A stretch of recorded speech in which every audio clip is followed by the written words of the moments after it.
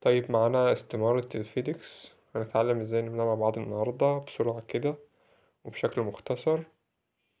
هسيب لكم الرابط بتاع الموقع تحت في التعليقات. أول حاجة هتعملها يا صديقي إن أنت هتغير الدوش دي تخليها أغابش، يعني ما تتفزلكش عشان خاطر الغلطة هنا بفورة. تمام، ده شكل الاستمارة من على التليفون. تتأكد إنها طويلة الأمد، إقامة طويلة الأمد، لأن فيها إقامة قصيرة الأمد، إقامة طويلة الأمد، فاحنا هنختار إيه؟ طويلة الأمد.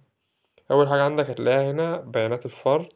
تمام، هتدخل بياناتك عادي جدا، بس أهم حاجة البيانات لازم تكون مطابقة للباسبور اللي معاك. أول حاجة عندك لقب العيلة، هتكتب لقب عيلتك. تاني خانة دي هتسيبها فاضية. اسم، هتكتب اسمك كله ما عدا اسم العيلة، طبعا زي الباسبور بالظبط. الخانة الأولى بتكتب فيها لقب العيلة، التانية اسمك بالكامل. بعد كده هتلاقي عندك تاريخ الولادة، بتكتب تاريخ ميلادك، مكان ولادك، المحافظة اللي انت اتولدت فيها، بلد الولادة بتختار مصر، جنسك سواء ذكر أو أنثى، حالتك الاجتماعية، أعزب أو متزوج. لو أعزب هتوفر على نفسك، لو متزوج طبعا بقى لو عندك أولاد هتدخل بيانات الأولاد وهكذا. جنسية مصري، جنسيات سابقة لو عندك جنسيات سابقة بتختارها، ما عندكش خلاص تمام. لو عندك أطفال بتعلم نعم، ما عندكش خلاص. بعد كده هتدخل بيانات الوالدين، برضه هتحاول على قد ما تقدر إنها تكون مطابقة ليهم، آه، مطابقة لبطاقتهم، لشهادة الميلاد بتاعتهم كده يعني. لقب عيلة الأب، اسم الأب، جنسية الأب، تاريخ ميلاده، مكان ولاده، مكان السكن، اسم المدينة اللي هو عايش فيها حاليا. هتكتب اسم المدينة على طول من غير اشتات، دي مش لازم اشتات يعني. بعد كده نفس الكلام بالنسبة للأم، لقب العيلة برضو، واسمها وجنسيتها وتاريخ الميلاد ومكان الميلاد ومكان السكن. تمام. كده الجزء الأولاني خلص. بعد كده هنخش على المهنة. المهنة هتختار منها مهن طبية وتمريضية. بعد كده بيانات إضافية، هتكتب طبعا كرانكن بفليجة لو أنت ممرض من ممرضك كرانكن بفليجة، وهتسيب الاتنين اللي تحت فاضيين. بيانات الاتصال، بيانات الاتصال بقى اللي هو بيانات الاتصال الخاصة بيك، يعني مثلا الشارع بتاعك زي ما هو موجود في الأول كده، رقم البيت بتاعك لو متوفر، لو عايز تضيف حاجة في العنوان، الرمز البريدي، بتكتب الرمز البريدي للبلد اللي انت عايش فيها. يعني مثلا لو انت ساكن في أجا أو عايش في أجا، تخش تكتب اسم البلد اللي انت داخل فيه، اللي انت ساكن فيها لا مؤاخذة، على جوجل، وهيجيب لك الرمز البريدي بتاعها. تمام. بعد كده في المكان بتكتب اسم المحافظة اللي انت عايش فيها، ده القهلية. تمام. البلد مصر. بعد كده بتكتب رقم التليفون المحمول بتاعك والجيميل بتاعك. البيانات اللي هنا كلها فيك طبعا، يعني دي مش بيانات الحقيقية، بس عشان خاطر نشرح للناس. تمام. بعد كده جزء مهم جدا وهو بيانات الباسبور. لازم طبعا، لازم كل حاجة كوبي يا باشا، باست من الباسبور. تختار نوع وثيقة السفر، جواز سفر عادي. رقم الوثيقة ده اللي هو رقم الباسبور. تاريخ الإصدار بيكون مكتوب في الباسبور، وتاريخ الانتهاء برضو مكتوب. الدولة أو جهة الإصدار مصر، صادرة عن بيبقى مكتوب رقم. الرقم ده بيدل على حاجة معينة، أو البلد، يعني 33 ده خاص بجوازات المنصور، صادر فيه دي سيبها فاضية. بيانات الرحلة، هتلاقي عندك تاريخ السفر وهدفه. طبعا انت مسافر على عقد عمل فبتختار العمل.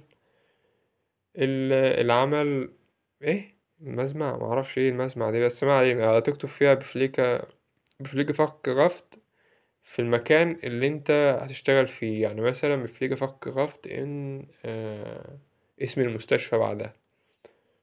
اسم المستشفى طبعا بيبقى مكتوب في العقد اللي معاك. تمام. المدة المعتزمة للإقامة في ألمانيا، دي الفترة بتاعة العقد بتاعك، يعني مثلا وليكن العقد جالك بسنة، هيبتدي امتى وهينتهي امتى. طبعا الكلام ده بيبقى مكتوب في العقد، مكتوب ان العقد بتاعك وليكن مثلا هيبتدي من 1/2/2026 لحد هينتهي 31/7/2027 بس. دي ما بتعلمش عليها. الجهة الراعية، الجهة الراعية ديت بتبقى معلومات عن المكان اللي انت هتشتغل فيه. يعني مثلا وليكن انت تشتغل في مستشفى في مدينة ميونخ، فالجهة الراعية ليك هي المستشفى. البيانات ديت هتملاها من ورقة معاك اسمها تسوزات بلات. اه، الورقة دي المستشفى بتبعتها لك، بتبقى موجود فيها كل البيانات اللي انت محتاجها هنا. اسم المستشفى، تمام. هنا هتكتب اسم المستشفى، انا كاتب اسم المستشفى، بس انت هتكتب اسم المستشفى اللي انت رايح عليها. بعد كده المكان اللي موجودة فيه المستشفى، البلد بتختار ألمانيا، تمام. اسم سجل المنظمة ده بتسيبه فاضي، ومكان السجل ورقم السجل بتسيبه فاضي. لقب المسؤول، ده الشخص اللي بيجي يستقبلك في المطار غالبا برضه بيبقى حاطط معلوماته في الورقة اللي هي اسمها تسوزات بلات. اه، هتدخل البيانات بتاعته، تمام. الرمز البريدي، الشارع اللي هو قاعد فيه، رقم التليفون، على حسب البيانات اللي موجودة عندك في الورقة اللي أنا قلتلك عليها.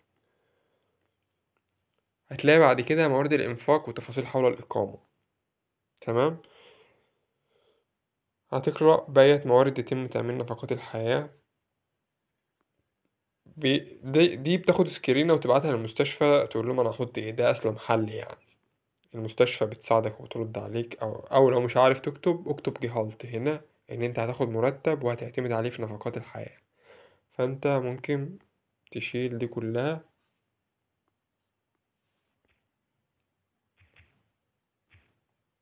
ثواني معايا لحظة.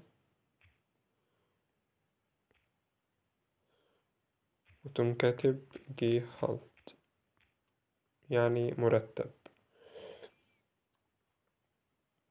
ماشي، تحت هنا ما بيتعلمش على حاجة. هنا بتكتب معلومات السكن بتاعك، الشارع اللي انت هتسكن فيه، رقم المنزل لو متاح، الرمز البريدي للبلد اللي انت هتسكن فيها في ألمانيا، المكان، اسم المدينة اللي انت هتسكن فيها. بيقولك كيف سيتم إسكانك، على حسب ما هو موجود في ورقة السكن برضو.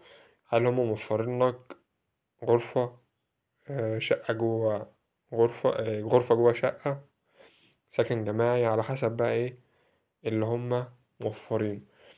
هل عندك تأمين صحي للإقامات الطويلة في ألمانيا الاتحادية؟ ده اللي هو التأمين الخاص اللي احنا بنعمله بتاع السفر. فأنت هتعلم على نعم طبعا.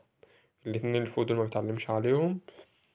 لو عندك إقامات سابقة في ألمانيا، طبعا محدش فينا عنده إقامات سابقة، بس يعني لو عندك دوس نعم. الاتنين اللي تحت دولت أو التلاتة بيبقوا متعلمين. بعد كده بتدوس مواصلة. المواصلة هنا مش متفعلة لأن إيه، في هنا بيانات ناقصة في الجهة الراعية، أنا مش مدخلها كلها. هحاول إن أنا أدخلها عشان أوريكم برضو بعد كده بيحصل إيه يعني. إن نكتب اسم المستشفى، نكتب أي معلومات، هنشوفها كده اتفعلت تمام. هنضغط على مواصلة. ماشي، قال لنا عنوان البريد الإلكتروني غير صحيح.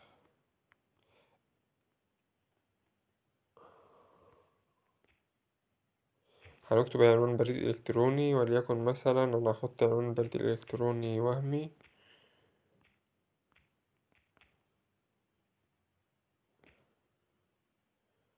at جيميل مثلا، تمام. وهننزل ندوس مواصلة. تحميل ملف في صيغة PDF، بس في خطوة مهمة عشان ما يعملكش الفيزا، الانتراك بتاع الفيزا عربي، فانت هتطلع فوق تاني، نحولها ألماني. دويتش أول واحدة، هتضغط فايتا PDF فونت لادن، يعني تحميل الملف بصيغة PDF. مش عارف، في مشكلة في النت تقريبا، بس هو هنا المهم ان هو هيجيب لك الملف هنا. فانت هتقوم جاي ضغط على التلات نقط دولت، ضغط هنا على طباعة. طباعة فين طباعة؟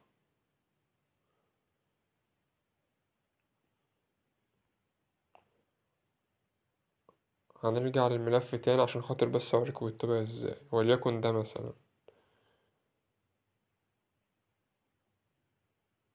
برضو مش موجود طباعة.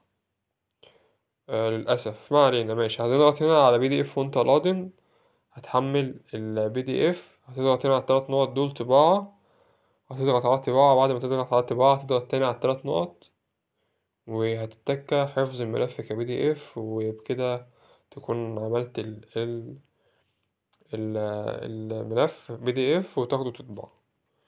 ولو عندك أي أسئلة أو أي حاجة مش فاهمها اكتبها لي تحت في التعليقات وأنا هجاوبك عليها إن شاء الله.